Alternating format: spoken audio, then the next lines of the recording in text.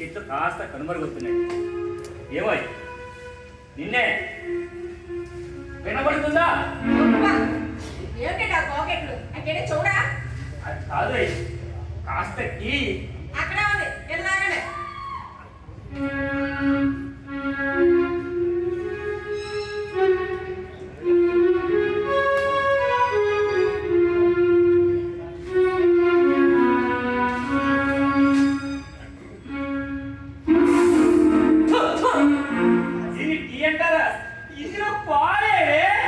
ఈ రోజు నుంచి పాలవాడు లేదు 10 రూపాయలు పెంచాడు.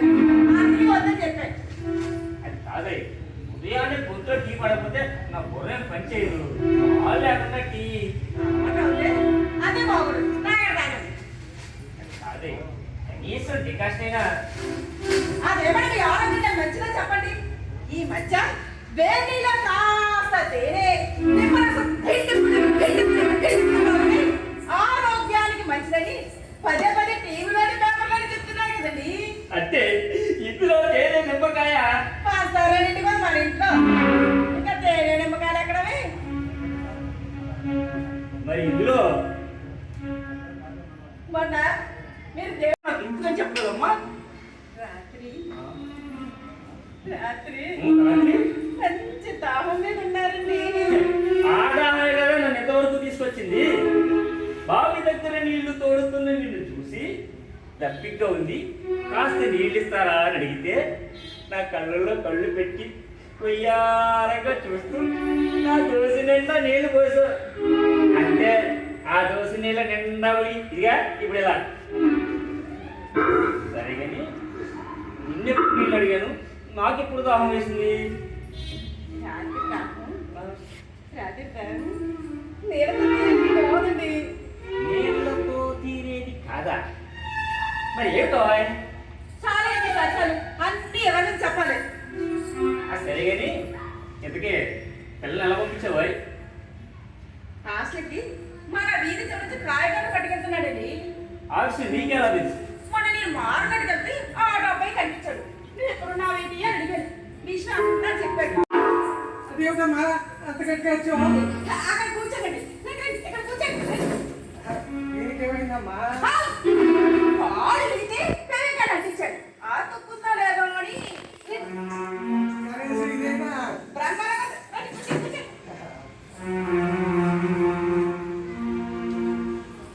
జలకాలాటలలో కిలకిల పాటలలో జలకాలాటలలో పాటలలో ఏమి హాయిలే హలా, ఏమి హాయిలే హలా. నేనే బాగారు భయపడక మనోహర, భయపడకు. సర్దుకుంటాండి. నీకు ఎన్నిసార్లు కన్నా సొమ్ము తీసుకెళ్ళరే? నీకు అనిపిస్తాను బాబాయ్ గారు అదేనో సత్యమూర్తి గారు ఇంటి కోసం వచ్చేట్టుకున్నారు. ఇచ్చి పంపించి మీరు వెళ్ళండి. తీసుకొని మావయ్య గారు. నా పుట్టినరోజు అదొకటి లేదు, మర్చిపోయానే. పుట్టినరోజు జేజేలు బుచ్చి పప్పాయి, పుట్టినరోజు జేజేలు బుచ్చి పప్పాయి. Happy birthday to you, happy birthday to you. నా పుట్టినరోజు నీకెలా గుర్తుంటుంది? నీళ్ళు కట్టుకున్నాక నా పుట్టినరోజు మర్చిపోయానే. నా మీద ప్రేమ ఉంది.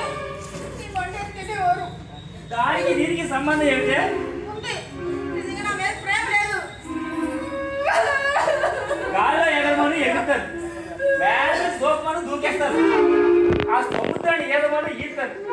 అంతేగాని ఇది మాత్రం నా వల్ల కాదే. కాదు అది దేనికి నా మీద నీకు ప్రేమ లేదు. ఏమై? అది కాదే. నిన్నే.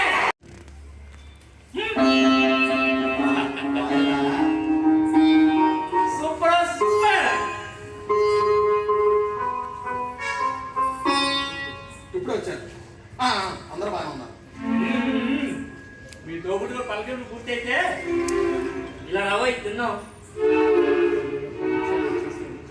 ఏ భయపడక వస్తాయి, ఇది పూజ చేసింది కాదు, మీ తమ్ముడు తెచ్చింది. బ్రహ్మాండంగా డోర్ తెరు తెరవా కొంపదీసి ఆ మైదక్కడి సేమే తిన్నావయ్యే నువ్వు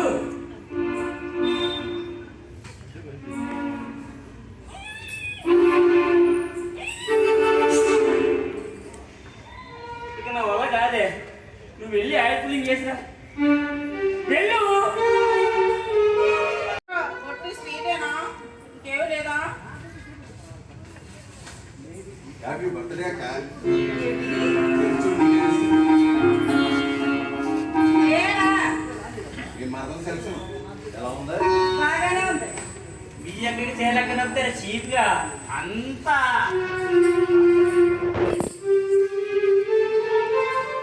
ఏడా వడ్డీ డబ్బులేగా ఇద్దరు ఇచ్చారు. మిగతా వాళ్ళు జీతాలు రాగనిస్తున్నాను. ఆర్డర్ పెట్టి ఓడించాలే. ఇవాళ పుట్టినరోజురా మీతో లెక్క అంటే లెక్కే కదక్క. సరేలే మిగతా వాళ్ళు కూడా డబ్బు వసూలు చేసుకుని తీసుకుంటారా మీ సంగతి నాకు తెలుసు కదా. ఒరే తమ్ముడు ఇలా రా.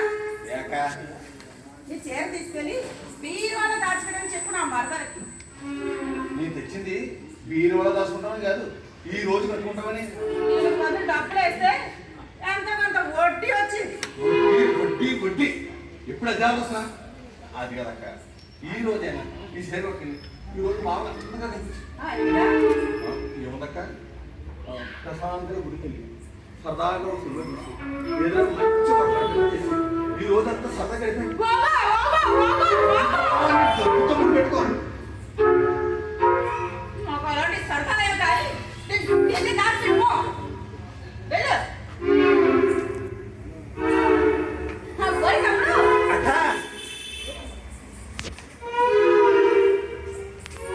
ఈ డబ్బులు తీసుకొని మిగతా వారిచ్చే వడ్డీ డబ్బులు కూడా తీసుకుని బాగా వడ్డీ వచ్చే వాళ్ళకి ఇవ్వు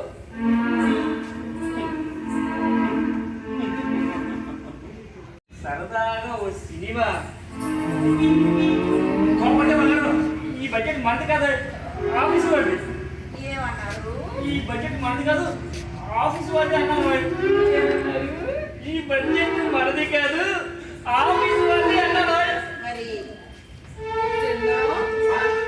అది కూడా వాడిదేనా ఏమండి ఏమిటి ఏమండి ఏమిటాయ్ ఇంకా చెప్పు మళ్ళీ చెప్పరు నువ్వు గొడవలే కానీ ఒక్కసారి టాయ్ ఎన్నిసార్లు చెప్తారు ఈ రోజే పుట్టిన ఈ పిచ్చి పాపైతో అలా శాంతంగా గుడికెళ్ళి సరదాగా ఓ సినిమా చూసి అలాగే ఏదైనా మంచి బట్టలు నేను చేద్దామని నువ్వు ఆ పని ఉండు నాకు జాబ్ సరుకుంది చూసి నాకు షేర్ చేస్తానే ఓకే కాస్త చోటు ఇవ్వవే. హే బేబీ సరసానికి నా బేబీ ఓవే. నా కలలంతా నీవే నీవే. నీ ఒడిలో కాస్త చోటు ఇవ్వవే. ప్రేమయై పిలిచావే, చూసేలోపే మాయమయ్యావే. గాలిలాగా తాకిపోయి తాకినా చూడవే నీ పెంచావే. Hey baby,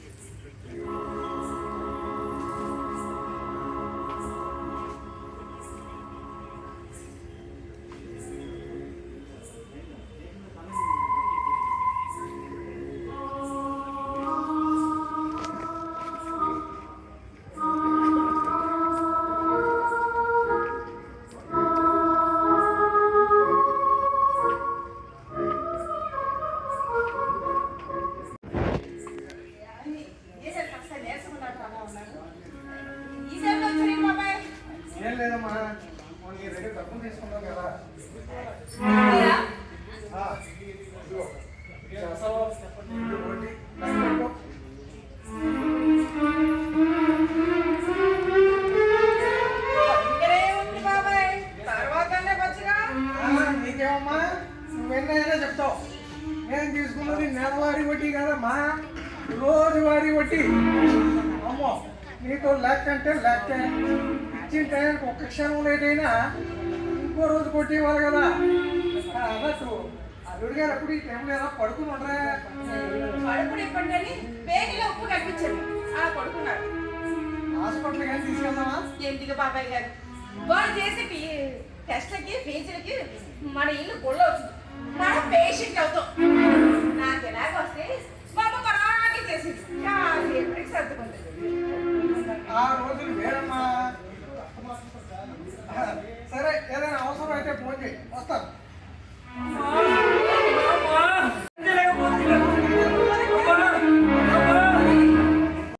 ఇందాక మీరు ఇచ్చింది ఫీజులకి టెస్ట్లకి అయిపోయింది. పోనీ నగలు ఏమైనా లేవు. అంటే అస్సలు లేవా? ఉన్నాయి బ్యాంకులో. నాకు తెలిసి నీకు అంత అవసరం లేదే. ఎవరికి అంత అవసరం అంటేను ఓహో, బ్యాంకులో పెట్టి ఎక్కువ వడ్డీకి ఇచ్చానట. అవసరమైనప్పుడు ఇచ్చేస్తానంటారు బాబాయ్. ఎందుకు ఆలస్యం? వెళ్ళి తొందరగా తీసుకురామా. వాళ్ళెవరో నాకు తెలీదు.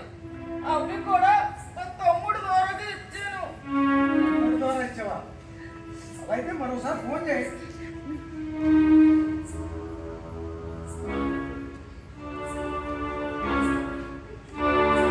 ఎన్నిసార్లు చేసినా స్విచ్ ఆఫ్ ఇవ్వాల్సింది బాబాయ్. ఆడది ఎలాంటి పరిస్థితుల్లోనూ మెడలో మంగళసూత్రం తీరు. కానీ ఇప్పుడు నీ మాంగళ్యానికే ప్రమాదం వచ్చింది. తప్పదు, మెడలో పసుపు బొమ్మ వేసుకుని ఆ మంగళసూత్రం పెట్టు. ఏది కాదు, అక్కడ హాస్పిటల్లో చావ బతుకుల మీద కొట్టుబట్టాడుతున్నది నీకు తాళి కట్టిన నీ భర్త.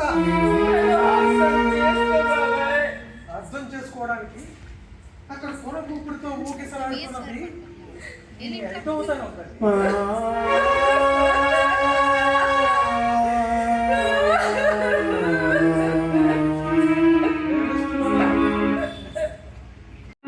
ఆ మంగళసూత్రం ఇటివో.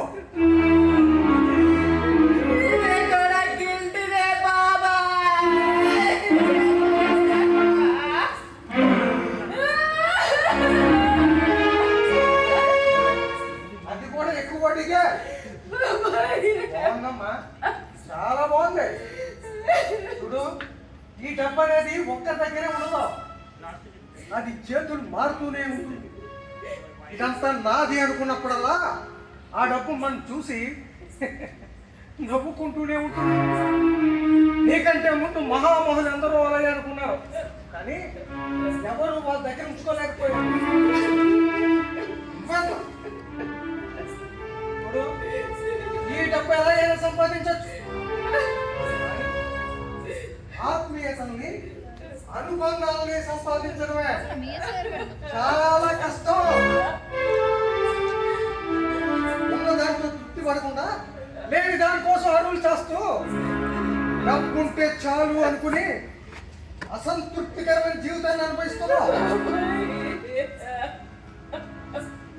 ఆయనను కరణేశు మంత్రి అన్నారు.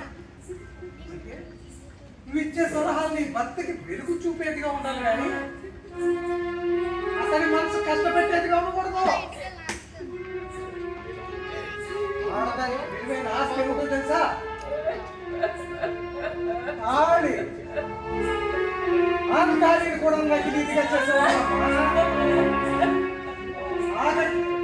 ఆఖరి కట్టుకున్న భర్తను రక్షించుకోవడానికి అతనికి వచ్చి తాళిని కూడా ఎగతాళి చేసావు. వడ్డీల కోసం. బాబాయ్ బాబాయ్ బాబాయ్ బాబాయ్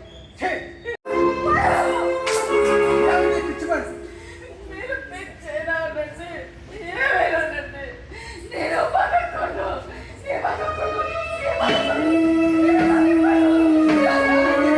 భవిష్యత్తు ఏమిటి?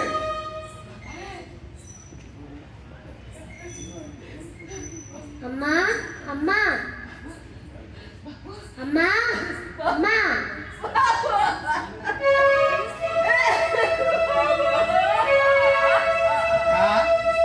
అక్క ఒరేయ్ వచ్చేవా బావలేని లోకంలో నేను చచ్చానా బ్రతికాను అనుకున్నాను పుట్టి నుంచి తెల్ల చీర తీసుకొచ్చావా అక్క ఎవరని అక్క మొత్తం అంతా నీ చేతిలో పెట్టాను మన సమయంలో ఆడుకుంటామని నీ బావ స్థితి పట్టట్లా నా సౌభాగ్యాన్ని మట్టి పడితే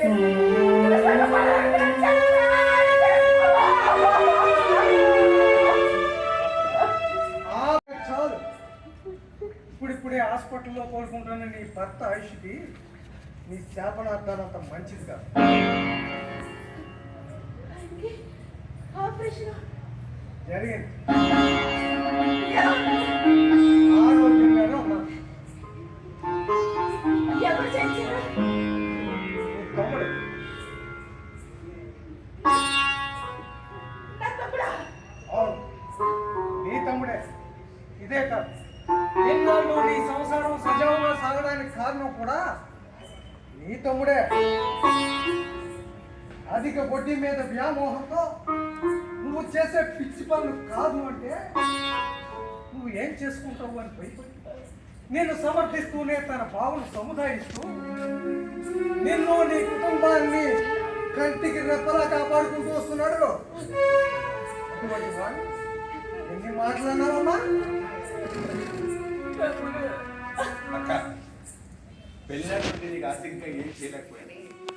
ఈ డబ్బు కొంత బావగారు సొంత ఇంటి కళ నెరవేర్చడానికి 5 లక్షలు పెట్టి ఇదిగో డాక్యుమెంట్స్. ఎప్పటి నుంచైనా అత్త మామలతో పిల్లలతో కొత్త ఇంట్లో సంతోషం ఉంటాయి.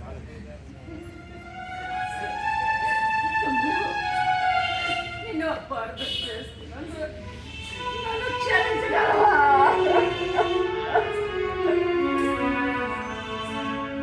తన సత్యవాకు పరిపాలనతో ప్రజల మన్నలు జేజేలు పొంది చివరికి కాటి కాపరైన సత్యచంద్రుడికి తప్పలేదు నిజం.